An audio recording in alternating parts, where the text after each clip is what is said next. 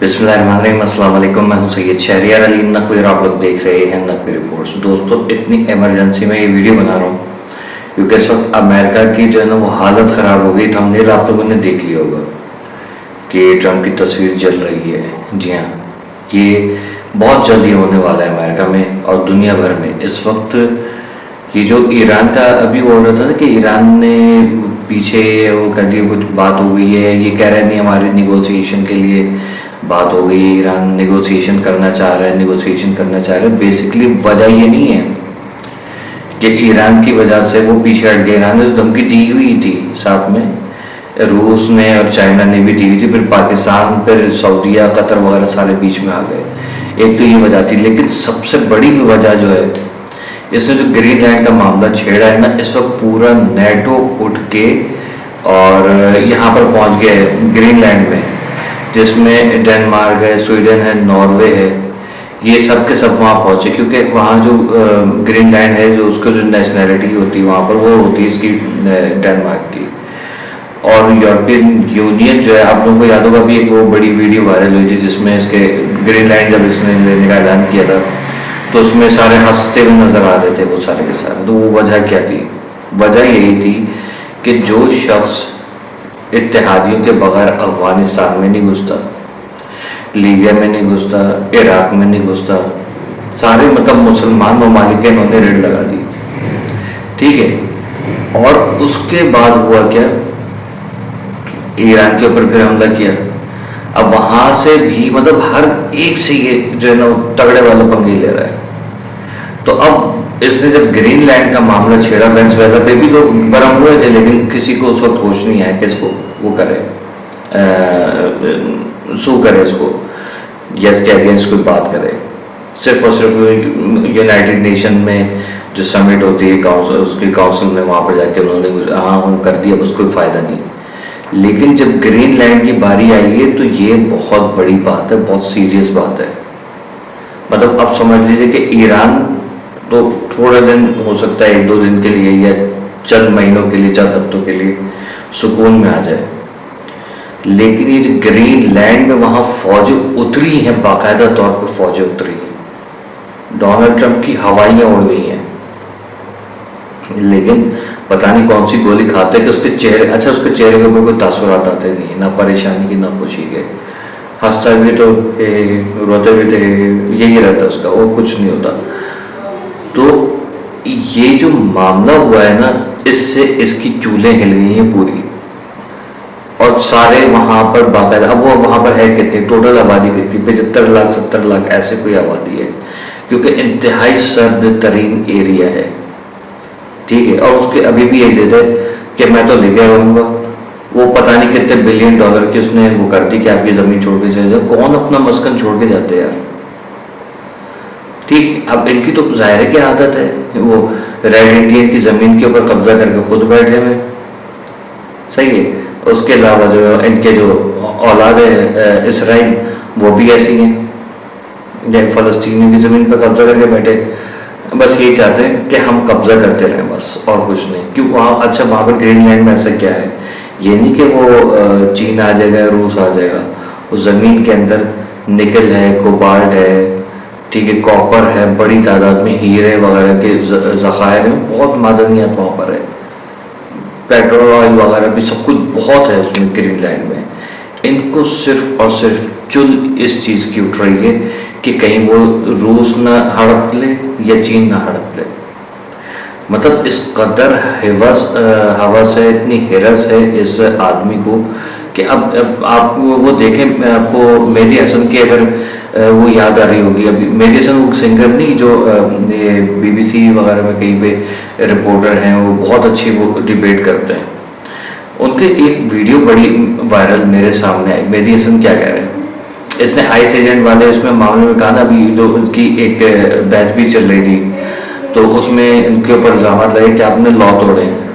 तो उनके representative government की जो खातून थी, जवाब नहीं दे रही थी। वो जो बाइडेन ने भी, जैसे PTI वाले नहीं करते हमारे मुल्क में, या हमारी कोई भी सियासी पार्टी होती है, जब चली जाती है तो वो फिर अगली के ऊपर लगाती है, और आ जाती है तो पिछली के ऊपर लगाती है, वो वाली हिसाब किताब हो। तो वही चीज़ यहाँ चल रही है। उसने आइस एजेंट्स के हवाले से कहा कि ये कि अगर ये कोई इनसे नॉन अमेरिकन से कोई भी खातून शादी करेंगी, औलाद होगी, तो वो अमेरिकन औलाद नहीं होगी, वो वहीं की औलाद कहलाएगी। खातून करें या मर्द करें, जो भी शादी करेगा बच्चे किसी के भी औलाद होती है, तो वो औलाद जो है ना वो अमेरिकन नहीं होगी। तो इसलिए ये आइस एजेंट्स वगैरह जो ये इन लोगों को निकालना बहुत ज़रूरी है। तो उसने मेहदी हसन ने कहा कि भाई ये क्या बात कर रहे हैं, ये साहब ये क्या बात कर रहे हैं, ये तो खुद इनके वालिदा खुद जो है वो इमिग्रेंट्स हैं, नॉन अमेरिकन है, उनके भी वालिदैन जो है नॉन अमेरिकन है, तो ये कि किसी को क्या बोल रहे हैं, पहले खुद को तो सही करें। आपको याद होगा यही करके जो वो इलॉन मस्क को भी इसने कहा था कि go back to your country, यानी साउथ अफ्रीका वापस जाओ अपने। तो वही उस वक्त भी मैंने इस चीज़ के ऊपर आवाज़ उठाई थी। मैंने कहा देखो भाई ये तो खुद भी जो वो इमिग्रेंट है, ये यानी कि महाजिर ना, ठीक है। अब देख लें महाजिरों की कितनी औकात है कि अमेरिका के ऊपर हुकूमत कर रहे। तो वो यहाँ पर मामला ये समझ में आना चाहिए, लोगों नहीं समझ रहे। लेकिन क्यों?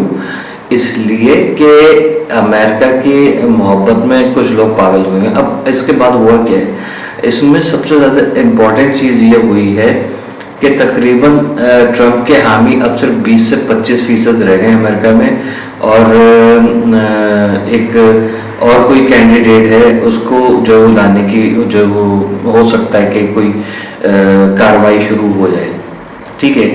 लेकिन एक बात याद रखिएगा, अमेरिका में शक्लें चेंज होती रहती हैं, ठीक है, जेंडर चेंज होते रहते हैं, लेकिन सिस्टम जो उनका कहता है ना हर एक को उसी सिस्टम पे चलना है। 12% ओबामा आया था तो लोग बड़े खुश हुए थे कि पाकिस्तानी आ गया, नहीं सॉरी मुसलमान आ गया।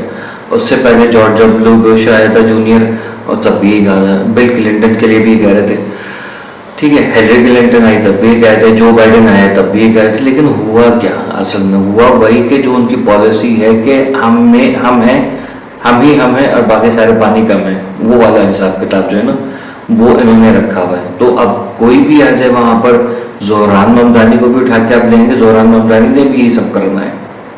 ये भूल जाइए कि बाकी मुसलमानों के लिए कोई अच्छा काम करेंगे, अमेरिकन पॉलिसी ही नहीं, क्यों?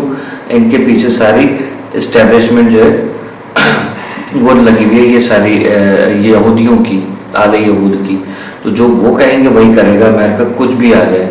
जब तक कोई मर्द मोमिन उठ के इनके दांत नहीं तोड़ेगा ना, तब तक ऐसे ही रहेगा। अब आपको हो सकता है कि थोड़ा सा, वैसे पॉसिबिलिटीज नहीं है, लेकिन 1-2% वगैरह ना उम्मीद नहीं होना चाहिए।